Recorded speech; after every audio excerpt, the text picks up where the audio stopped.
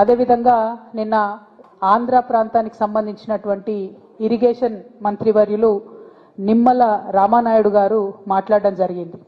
ఆయన మాట్లాడుతూ చంద్రబాబు నాయుడు గారు చాలా గొప్పవారు, వారిది చాలా పెద్ద మనసు, తెలంగాణలో ఉన్నటువంటి ప్రాజెక్టుల మీద చంద్రబాబు నాయుడు గారికి ఎటువంటి ఇబ్బంది లేదు, బనకచెర్ల ప్రాజెక్టు వల్ల తెలంగాణ ప్రాంతానికి నష్టం లేదు అని పదే పదే నొక్కి చెప్పేటటువంటి ప్రయత్నం వారు చేయడం జరిగింది. ఇవాళ రెండు విషయాలు తెలంగాణ ప్రజలకు ఖచ్చితంగా తెలియాల్సినటువంటి అవసరం ఉన్నది. వారు రామానాయుడు గారు మాట్లాడుతూ ఇంకో మాట కూడా అన్నారు, కేసీఆర్ గారే ఒప్పుకున్నారు గోదావరి నది నీళ్లు ఆంధ్ర గవర్నమెంట్ తీసుకెళ్లడానికని. అయితే వీటన్నిటి మీద తెలంగాణ ప్రజలకు స్పష్టత ఇవ్వాల్సినటువంటి అవసరం ఉందని భావించి ఇవాళ మీడియా సమావేశం ఏర్పాటు చేయడం జరిగింది.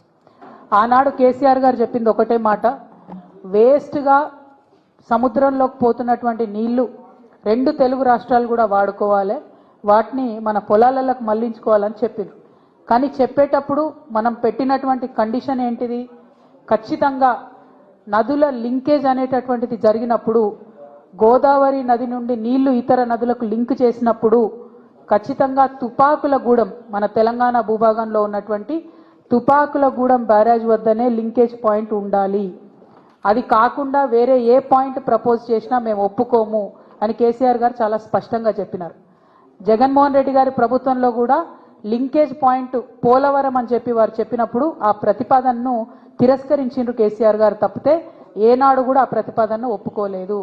ఎందుకంటే గోదావరి నీళ్లు కృష్ణకి ఆ తర్వాత కావేరికి కలిపేటటువంటి పెన్నాకి అక్కడి నుంచి కావేరికి కలిపేటటువంటి ప్రతిపాదన ఏదైతే ఉందో అది ఒకవేళ కేసీఆర్ గారు చెప్పినట్టు తుపాకులగూడెం దగ్గర జరిగితే మన వరంగల్కి, మన సూర్యాపేటకి, మన నల్గొండకి, ఖమ్మంలో కొంత భాగానికి, మహబూబాద్ జిల్లాకి, అట్లానే ఇప్పుడు ముఖ్యమంత్రి గారు ప్రాతినిధ్యం వహిస్తున్నటువంటి ఉమ్మడి మహబూబ్ నగర్ జిల్లాకి, కంప్లీట్ రంగారెడ్డి జిల్లాకి, ఇప్పుడు మనం మూసీ ప్రక్షాళన కోసం చూసేటటువంటి ప్రాజెక్ట్కి అన్నిటికీ కూడా గోదావరి నీళ్లు మనకు పుష్కలంగా లభించేటటువంటి ఆస్కారం ఉంటుంది. మరి అక్కడ కాదని పోలవరం దగ్గర కనుక ఈ లింకేజ్ పాయింట్ పెట్టుకున్నట్టయితే ఇప్పుడు నేను చెప్పినటువంటి ఈ ప్రాంతాలన్నిటికీ కూడా తరతరాలకు తీరని అన్యాయం జరుగుతుంది. కాబట్టి ఎట్టి పరిస్థితుల్లో గోదావరి నీళ్లను కృష్ణాకి, పెన్నాకి, కావేరికి అనుసంధానం చేసేటటువంటి ప్రాజెక్టు లింకేజ్ పాయింట్ తుపాకులగూడెంలోనే ఉండాలని చెప్పి తెలంగాణ ప్రజలందరి తరఫున కూడా నేను డిమాండ్ చేస్తా ఉన్నాను. అదేవిధంగా మరి ఇవాళ చంద్రబాబు నాయుడు గారు బీజేపీ గవర్నమెంట్లో ఎన్డీఏలో భాగస్వామ్యంగా ఉన్నారు కాబట్టి వారి యొక్క ప్రాబల్యాన్ని వాడి వారు చాలా తెలివిగా ఇది గోదావరి కృష్ణా లింకేజ్ అని చెప్పకుండా గోదావరి కావేరి, గోదావరి పెన్నా లింకేజ్ అని చెప్పి 60% నిధులు కేంద్ర ప్రభుత్వం నుండి తెచ్చుకుంటున్నారు. ఆయన చంద్రబాబు నాయుడు గారు వాళ్ళ ప్రాంతానికి లాభమయ్యే పనిచేస్తున్నారు. మన రేవంత్ రెడ్డి గారేమో ఫ్లైట్ మోడ్ సీఎంగా ఢిల్లీకి పోవడం రావడం తప్పితే కనీసం మరి కేంద్ర ప్రభుత్వం నుంచి ఎట్లా నిధులు చేపట్టాలి, ఎట్లా తీసుకురావాలి, ఎట్లా తుపాకులగూడెం దగ్గరికి మార్చుకోవాలి ఈ పాయింట్ అని మాట్లాడతలేరు. ఇంతవరకు ఉత్తమ్ కుమార్ రెడ్డి గారు 1-2 లెక్కలు రాసిండ్రు కానీ ఎందుకు రేవంత్ రెడ్డి గారు మాట్లాడతలేరు? వారికి ఉన్నటువంటి ప్రాబ్లం ఏంటిది, చంద్రబాబు నాయుడు గారితో వారికి ఉన్నటువంటి లాలూచి ఏంది ఖచ్చితంగా చెప్పాలని ఈ సందర్భంగా మేము డిమాండ్ చేస్తూ ఉన్నాం. మొన్న జూన్ 2 నాడు ప్రీ ఫీజిబిలిటీ రిపోర్ట్ అనేటటువంటిది ఆంధ్రప్రదేశ్ ప్రభుత్వం కేంద్రానికి ఇవ్వడం జరిగింది. దాన్ని కేంద్రం ఒప్పుకోవడం కూడా జరిగింది. ఆల్రెడీ మనకు నష్టం జరగడం ప్రారంభమైంది. అయినా కూడా మన రాష్ట్ర ముఖ్యమంత్రి స్పందించకపోవడం నిజంగా దుర్మార్గం. ఇది కేవలం తెలంగాణ ఆయన చేసేటటువంటి ద్రోహం తప్ప ఇంకోటి కాదని ఈ సందర్భంగా నేను తెలియజేస్తా ఉన్నాను. అదేవిధంగా చంద్రబాబు నాయుడు గారు మరి తెలంగాణలో కట్టేటటువంటి ప్రాజెక్టులకు వ్యతిరేకం కాదని ఆంధ్ర మంత్రివర్యులు రామానాయుడు గారు చెప్పడం జరిగింది. రామానాయుడు గారికి నేను ప్రత్యేకంగా గుర్తు చేస్తా ఉన్నాను, మేము తెలంగాణలో పాలమూరు రంగారెడ్డి కట్టుకున్నప్పుడు, కాళేశ్వరం ప్రాజెక్టు కట్టుకున్నప్పుడు మీరు పుంకానుపుంకలుగా ఆనాడు చంద్రబాబు నాయుడు గారు అధికారంలో ఉన్నప్పుడు కేంద్ర ప్రభుత్వానికి లేఖలు రాసిన విషయం రామానాయుడు గారు గుర్తుపెట్టుకోవాలి. మీరు సీనియర్ సభ్యులు, ఇదివరకు కూడా ఎమ్మెల్యేగా ఉన్నటువంటి వారు, మీరు దయచేసి ఆ ఉత్తరాలన్నీ కూడా చూసుకోండి. చంద్రబాబు నాయుడు గారు సుప్రీంకోర్టులో కూడా మాకు వ్యతిరేకంగా కేసు వేసిండ్రు కొత్త ప్రాజెక్టులు కట్టుకుంటే. కొత్త ప్రాజెక్టులు కాదు, పాత చిన్న ప్రాజెక్టులు కల్వకుర్తి, భీమా, నెట్టెంపాడు లాంటి ప్రాజెక్టుల స్కోప్ పెంచుకుంటే కూడా ఆయన సుప్రీంకోర్టులో కేసు వేసిండ్రు. తుమ్మిళ్ళ ప్రాజెక్టు కడుతుంటే కూడా ఆర్డీఎస్ దగ్గర ఇంకేమీ కూడా మీరు ప్రాజెక్టులు చేయొద్దని చెప్పి ఆయన కేసు వేసినటువంటి వ్యక్తి.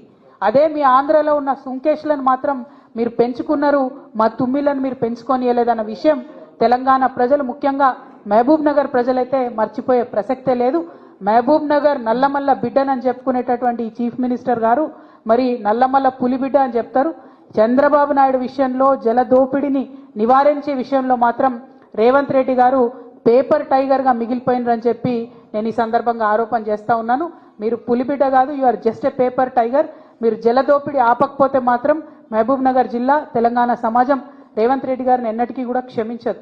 ఇవాళ ఈ బనకచెర్ల లింకేజ్లో భాగంగా ఆంధ్ర ప్రాంతంలో బొల్లపల్లి అనేటటువంటి ఏరియాలో 150 టీఎంసీలతోని ఒక ఆర్టిఫిషియల్ రిజర్వాయర్ని కడతా ఉన్నారు. దీనివల్ల నల్లమల్ల ఫారెస్ట్ కూడా మునిగిపోతా ఉన్నది.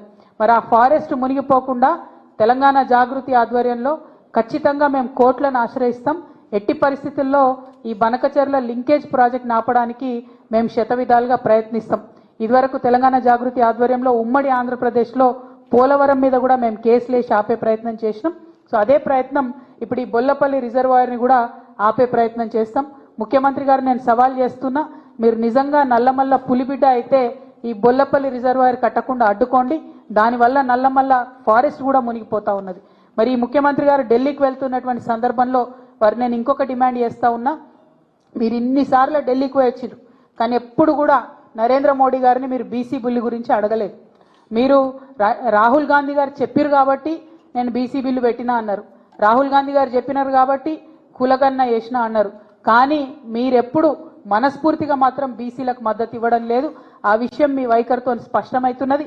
నేను రేవంత్ రెడ్డి గారిని డిమాండ్ చేస్తా ఉన్నా, మీరు ఇవాళ ఢిల్లీకి పోతా ఉన్నారు, మళ్ళొకసారి హాఫ్ సెంచరీ దాటినట్టుంది, 51సారి కావచ్చు ఇది. మరి ముఖ్యమంత్రి గారికి కంగ్రాచులేషన్స్ కూడా చెప్పాలి. గిన్నిస్ రికార్డు వాళ్ళు వెతుకుతున్నారట రేవంత్ రెడ్డి గారు ఎక్కడ ఉన్నారని. ఢిల్లీకి పోయి వచ్చే ముఖ్యమంత్రులలో గిన్నిస్ రికార్డు కూడా వారికే వచ్చేటట్టుగా నాకు కనిపిస్తూ ఉన్నది. మరి మీ గిన్నిస్ రికార్డు వచ్చినందుకు సంతోషం, కానీ మా బీసీ బిడ్డల బిల్లును మాత్రం మీరు ఢిల్లీకి పోతా ఉన్నారు, ఖచ్చితంగా తీసుకొని రావాలని చెప్పి మేము డిమాండ్ చేస్తూ ఉన్నాం. ఒకవేళ మీరు బీసీలకు 42% రిజర్వేషన్ ఇవ్వకుండా ఎలక్షన్లకు పోయేటట్టయితే ప్రతి గ్రామంలో ఉన్నటువంటి తెలంగాణలో ఉన్నటువంటి ప్రజాస్వామ్యవాదులందరినీ కూడా మేము రిక్వెస్ట్ చేసి 100ల కొద్దీ నామినేషన్ లేపిస్తాం.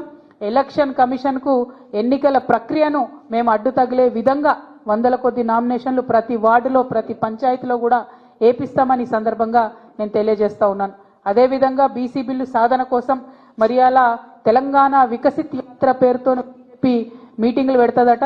ఏం వికసిత్ యాత్రనో ఎందుకోసమో నాకు అర్థమైతలేదు. మరి తెలంగాణ సమాజంలో సగం ఉన్నటువంటి బీసీల బిల్లుకు మద్దతు ఇవ్వకుండా మీరు ఎన్ని యాత్రలు పెట్టినా కూడా ప్రజలు మిమ్మల్ని నమ్మరు. కాబట్టి దయచేసి బీజేపీ నాయకత్వాన్ని నేను రిక్వెస్ట్ చేస్తా ఉన్నాను, ఇవాళ బాల్ మీ కోర్టులో ఉన్నది, మీరు నిర్ణయం తీసుకుంటే 42% రిజర్వేషన్ అమలవుతుంది.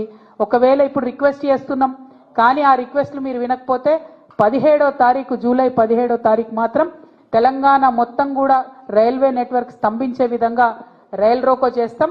మేము రైళ్లలో ప్రయాణించే వారందరికీ కూడా రిక్వెస్ట్ చేస్తున్నాం, జూలై 16, 17, 18 మీరు కనుక ప్రయాణాలు పెట్టుకుంటే వాటిని వాయిదా వేసుకోండి. 16వ తారీఖు నుంచి మీరు ఎక్కడి నుంచైనా వస్తే తెలంగాణలో ఇరుక్కుంటారు. మరి 18వ తారీఖు నాడు మీరు ఎక్కడన్నా చేరుకోవాలనుకుంటే కూడా మీకు ఇబ్బంది అవుతుంది. కాబట్టి జూలై 16, 17, 18వ తారీఖు నాడు మాత్రం రైల్వే నెట్వర్క్ అంతా స్తంభిస్తుంది తెలంగాణలో. సో మీరు ఖచ్చితంగా ప్రయాణం వాయిదా వేసుకోవాలని కోరుతున్నాను.